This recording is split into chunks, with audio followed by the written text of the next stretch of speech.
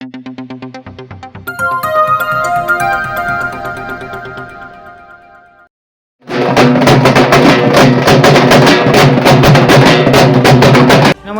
मित्रांनो, आपण पाहतात लोहारा टाइम्स. लोहारा टाइम्समध्ये आपलं स्वागत आहे. होऊ घातलेल्या जिल्हा परिषद व पंचायत समिती निवडणुकीच्या पार्श्वभूमीवर माकणी येथे भाजपाची जाहीर सभा उत्साहात पार पडली. या सभेत सौ शीतलताई राहुलदादा पाटील जिल्हा परिषद गट माकणी, श्री नागनाथ सदाशिव पाटील पंचायत समिती गण धानुरी आणि पुरस्कृत सौ लताताई प्रकाश घोडके पंचायत समिती माकणी गण यांच्या प्रचारार्थ भाजपाचे दिग्गज नेते उपस्थित होते. माजी राज्यमंत्री बसवराज पाटील, माजी मंत्री तथा विद्यमान आमदार राणा जगजितसिंह पाटील, भाजपाचे अजित कवेकर यांच्यासह इतर मान्यवरांनी राज्य, जिल्हा व तालुक्यात झालेल्या विकासाचा लेखाजोखा मांडला. मतदारांनी मतरूपी आशीर्वाद दिल्यास नक्कीच विकास करू असा विश्वास या जाहीर सभेतून व्यक्त करण्यात आला. सभेतील कोण काय बोलले ते दृश्य आपण पाहू शकता लोहारा टाइम्सवर. पाहत राहा लोहारा टाइम्स. आणि या निवडणुकीमध्ये सुद्धा मुख्य अजेंडा आमचा तोच आहे, ही विकास आहे. विकासाच्या कामासाठी म्हणून आहे आणि आम्ही म्हणून आज विकासासाठीच आपल्याकडे आलो आहे. आणि आम्ही सांगणार आहोत की आमच्या शीतलताई पाटलांना ज्यावेळेला आपण निवडून द्याल त्यावेळेला हे कॅरिडॉर, हे सगळे मराठवाडा दुष्काळ मुक्त करण्याच्या संबंधीची योजना आणि एक लोकाभिमुख अशा प्रकारची आमची जिल्हा परिषद या ठिकाणी राहिल्याशिवाय राहणार नाही, ते मी आवर्जून आपल्याला या ठिकाणी सांगू इच्छितो. अतिशय एक वेगळ्या ह्याच्यातून फार मोठं म्हणजे सामाजिक काम म्हणून कुठेतरी करावं अशा या प्रसंगातून त्या आमच्या मुलगीसारख्या आहे भगिनी, मला वाटतं फार मोठं दुःख आहे. तसं दादांच्या घरी दुःख घडलं, अजितदादांच्या घरी तशाच प्रकारचं दुःख या शास्तूरकर कुटुंबावरती सुद्धा मोठा आघात झालेला आहे. आणि म्हणून मला एवढंच सांगायचं आहे की आपण माकणीकर अतिशय सुज्ञ आहात, चांगले आहात, सगळ्या गोष्टी आपल्याला माहिती आहेत आणि आपण या सगळ्या गोष्टीचा विचार करून या निवडणुकीमध्ये आमच्या या सगळ्या भारतीय जनता पक्षाच्या उमेदवारांना आपण निवडून द्यावं, आपली सर्वांची सेवा करण्याची संधी द्यावी ही नम्रपणानं परत एकदा विनंती करतो आणि सोडवण्यासाठी कटिबद्ध आहोत. मी तुम्हाला एवढाच विश्वास देतो की आपल्या जिल्ह्यामध्ये कायापालट, आर्थिक कायापालट करण्याचा निर्णय आम्ही घेतला आहे. आदरणीय देवेंद्रजी अतिशय ताकदीने आपल्या पाठीशी खंबीरपणे उभे आहेत. 18,000 कोटीचा कोल्हापूर सांगलीवरनं येणाऱ्या पाण्याचा प्रकल्प असेल, 3,295 कोटीचा रेल्वेचा प्रकल्प असेल, आपल्याला सांगितलेलं तुळजापूरचा कायापालट 2,000 कोटी रुपये उपलब्ध होत आहेत. येणाऱ्या काळामध्ये आपल्या पूर्ण जिल्ह्यात वेगवेगळ्या भागात जे काही लागेल ते उपलब्ध करून देण्याची जबाबदारी आम्ही घेतोय. खरंच आपल्या हिताचं कोण आहे, योग्य उमेदवार कोण आहे, कोण खरोखर आपल्यासाठी उद्या जिल्हा परिषद मध्ये जाऊन आपल्या न्याय हक्कासाठी भांडेल, कोण आपल्याला हक्क मिळवून देईल. आपल्या मागणीमध्ये पीएचसी आहे का, आहे का? कसं आलं पीएचसी, कसं आलं पीएचसी? किती वर्ष झाले होते पीएचसी नव्हतं. जागा जी आहे पीएचसी साठी कशी उपलब्ध झाली, 6 कोटी रुपये पीएचसी साठी कसे उपलब्ध झाले ते कदाचित शीतलताई तुम्हाला सांगतील. पण मुद्दा करून फार अभिमानाची गोष्ट म्हणून मी आपल्याला सांगू इच्छितो की मराठवाड्यासाठी त्यांनी एक मोठा corridor, Pune to Mumbai, Pune to Hyderabad, एक मोठा कॅरिडॉर. आणि आपल्या सर्वांचं मला वाटतं सुदैवानं एवढं मोठं कॅरिडॉर आपल्याला मिळतोय. आणि हा विचार आपल्यासाठी, विशेष करून मराठवाड्यासाठी आणि धाराशिव लातूर जिल्ह्यासाठी पंतप्रधानांनी एवढं मोठं बजेट आपल्याला दिलं, 6,000 कोटी. तर मी आपल्या सर्वांच्या वतीनं राहुल पाटील त्यांचं आपण अभिनंदन करूया. मला मनापासून केलेल्या ह्या सगळ्या संस्था आणि म्हणून या संस्थेमध्ये चांगली माणसं निवडून देणं आणि या सगळ्या संस्था लोकाभिमुख करणं हे सुद्धा मला वाटतं काळाची गरज आहे.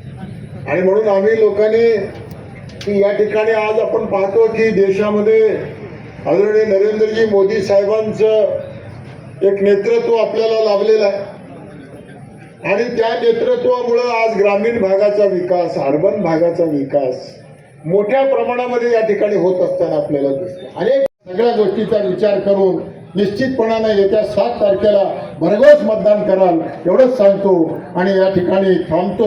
जय हिंद, जय महाराष्ट्र. आणि खऱ्या अर्थाने आपला भाग समृद्ध होऊ शकेल.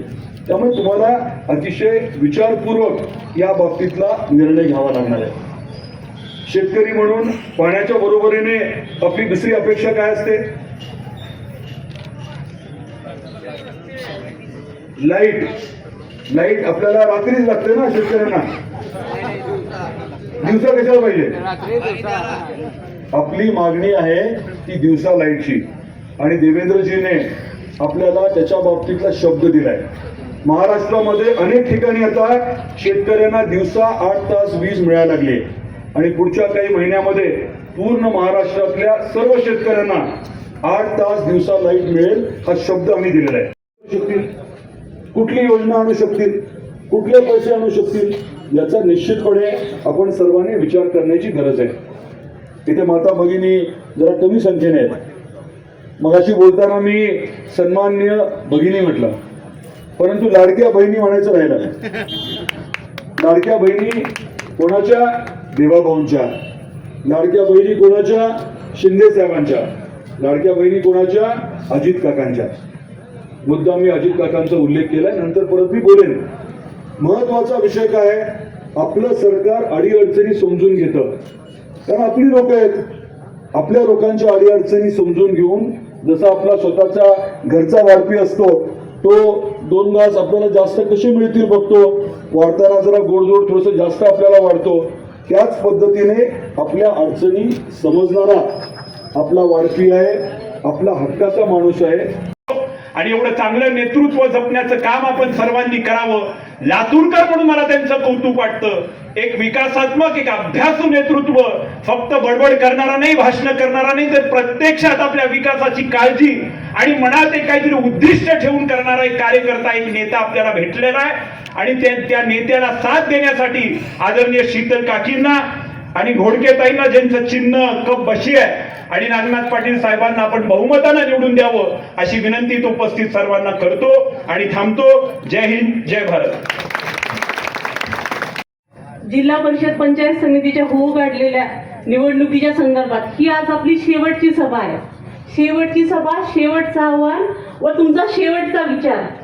कारण आज जो विचार कराल, आज जे व्यासपीठावर तुम्ही ऐकाल आणि आज रात्री जाऊन तुमच्या गावात प्रत्येक ठिकाणी तुम्ही जी चर्चा कराल, त्याने तुमच्या गावाचा, तुमच्या गटाचा किंवा तुमच्या गणाचा विकास काय होणार आहे हे फक्त आजच्या विचारावर ठरणार आहे. त्याच्यामुळं इथे जमलेल्या सर्व बंधूंना व घरात बसून ऐकणाऱ्या, जिथपर्यंत माझा आवाज पोहोचतो त्या घरात बसून ऐकणाऱ्या माझ्या सर्व भगिनींना विनंती आहे की आपण माझं बोलणं जे काही चुकलं असेल त्याला माफ करावं, जे योग्य असेल ते कानावर घ्यावं व विचार करावा व येणाऱ्या 7 तारखेला विचार करून मतदान करावं.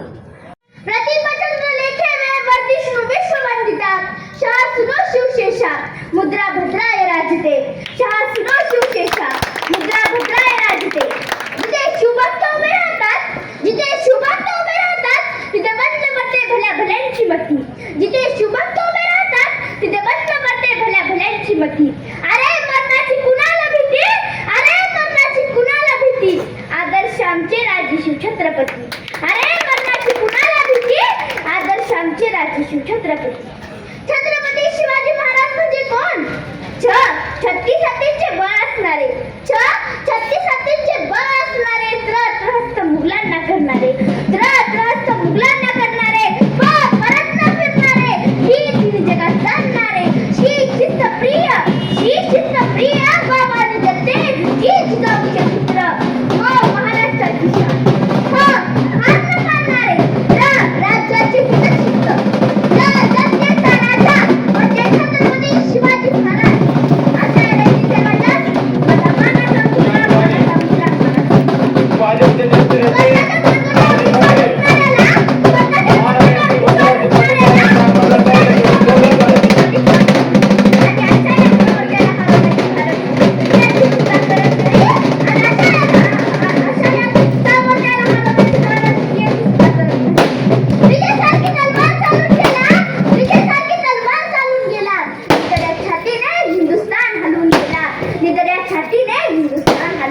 या ठिकाणी विरोधकांचे ज्येष्ठ नेते माजी मंत्री माननीय श्री बसवराज पाटील साहेबांचं मागणी नगरीमध्ये हार्दिक हार्दिक स्वागत.